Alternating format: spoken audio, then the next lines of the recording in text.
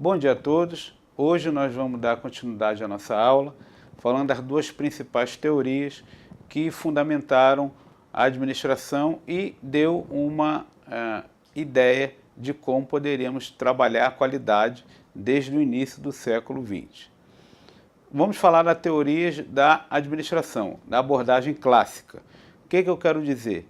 Sempre quando eu coloco uma teoria e vem outra após, sempre é para contrapor algo existente. Então nós vamos começar falando de Taylor, da administração científica de Taylor, e logo depois veio Fayol, contrapondo Taylor, dizendo que a ênfase não era na estrutura, e sim a ênfase não era nas tarefas como Taylor, e sim na estrutura. Então, nós temos 5 variáveis básicas que compõem toda uma organização segundo Chiavenato, que é a ênfase nas tarefas, a ênfase nas pessoas, a ênfase na tecnologia, a ênfase no ambiente, seja interno ou externo, e, por final, a ênfase na estrutura organizacional. Quando se fala em estrutura organizacional, não se fala em estrutura física, e sim na departamentalização, na ênfase na departamento de administrativo, departamento contábil. Isso nós vamos ver daqui a pouco, quando eu vou falar de Fayol.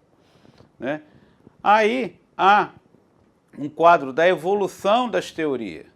Em 1903, as tarefas de Taylor. Em 1916, a clássica de Fayol. Em 1932, a pessoas de Elton Mayo. Né? E em 1947, a estrutura, a ênfase na estrutura, que é a teoria da burocracia de Weber, e por aí vai. Então, sempre vocês podem observar nesse quadro de cronológico aí, que sempre quando vem uma teoria para contrapor uma atual existente, mas que, na realidade, uma vai completando a outra no todo o contexto de uma organização. A abordagem clássica da administração começou com a Revolução Industrial, com o aparecimento da máquina a vapor, com o aparecimento da eletricidade. As empresas deixaram de ser microempresas, pequenas empresas, para ser empresas transnacionais, empresas que poderiam ser vendido o seu produto no mundo inteiro. Então houve, na Revolução Industrial, a primeira fase, que foi a mecanização da indústria da agricultura. Como eu falei, houve a segunda fase com a aplicação da força motriz com máquinas a vapor.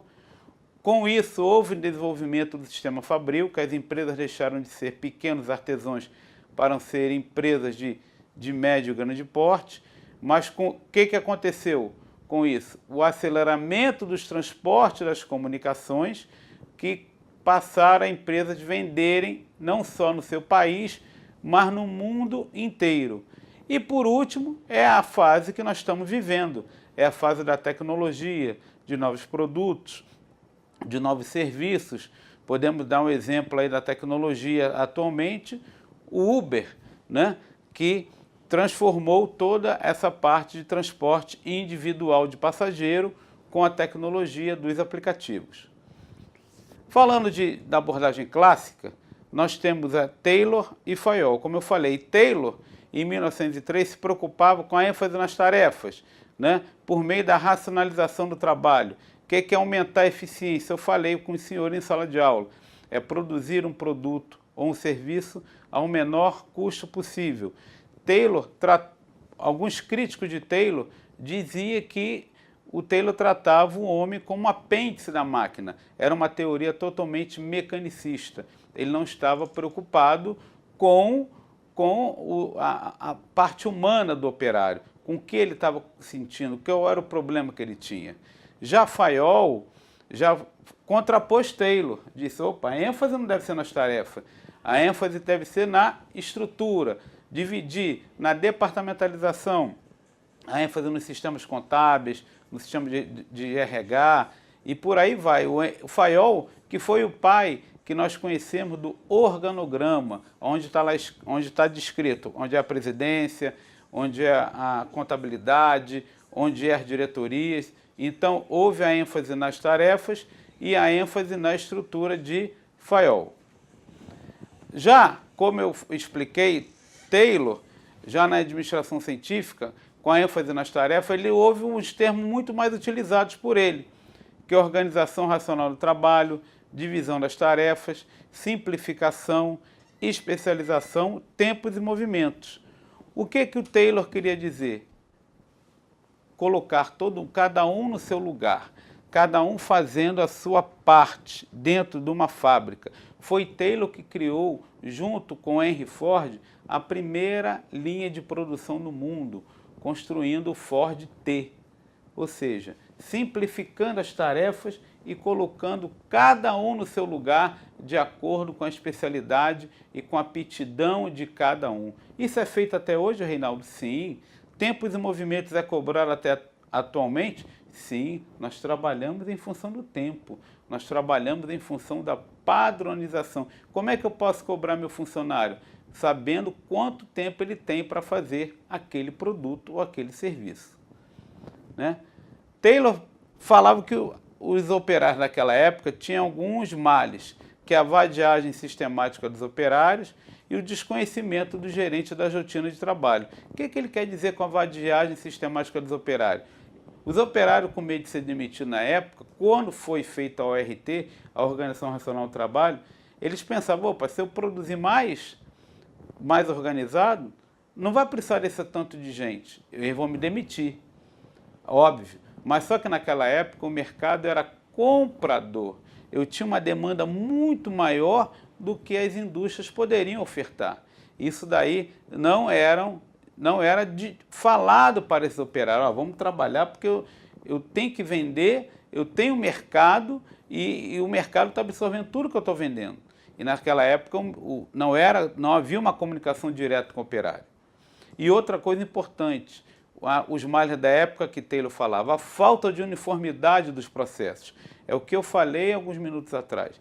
Ou seja, Taylor via que cada operário fazia um determinado produto de uma maneira. Ou seja, gastava-se mais tempo, gastava-se mais produto, gastava-se mais matéria-prima e não produzia-se o produto corretamente. E com isso, Taylor tentou, com a administração científica, fazer a padronização. Exemplo que todos conhecem aqui, que até hoje é feito, é no McDonald's. A lanchonete que vocês vão fazer com o meu sanduíche. É tudo padronizado. O mesmo sanduíche que é feito em Teresina, é feito no Rio de Janeiro, é feito em Paris, é feito nos Estados Unidos. Por quê? O McDonald's utiliza tecnicamente o sistema de padronização de produtos, né? Taylor observou em todos os ofícios, os operários aprendiam de maneira a executar as tarefas por meio da observação dos outros. Usavam diferente maneira e para fazer a mesma coisa. Então, o que ele fez? Taylor não. Utilizou-se de um método, um instrumento, que foi feita uma análise crítica de cada movimento, de cada operário, de acordo com cada produto, e padronizou, diminuindo a fadiga do operário, diminuindo o tempo para ele fazer um determinado produto. Com isso, eu produzia muito mais, cansando menos o operário e teria um lucro muito maior com a diminuição do custo desse produto. A ORT, como para Taylor, o operário não tinha capacidade nem formação para analisar cientificamente o seu trabalho. Ou seja, a administração fica com planejamento, com estudo minucioso do trabalho, a supervisão com assistência técnica. E o trabalhador, na época, ficava pura e simplesmente com a execução do trabalho. Ou seja, Taylor, na época, realmente ele achava que o operário não tinha capacidade de colaborar com a alta administração, dando ideias de novos métodos, novos procedimentos para fabricar um produto. E isso era uma grande crítica feita a Taylor. E atualmente vocês sabem que a administração participativa, a administração contemporânea é a melhor administração para ser feita atualmente. Aí tem uma figura da ORT, né, dizendo sobre a seleção que Taylor fazia. Seleção científica do trabalhador, determinação da best way, ou seja, da melhor forma de fazer um determinado produto, a lei da fadiga, ou seja, eu padronizar um determinado movimento para ele fadigar menos e eu ter um padrão de produção melhor. Taylor também falava, olha, também para eu incentivar meu funcionário, eu tenho que dar um plano de incentivo salarial e condições ambientais de trabalho também para que meu operário conseguisse a maior eficiência. Olha o que está dizendo lá no final. Máxima eficiência. Produzir mais, com menor custo, eu vou ter um lucro e salário maior. Né?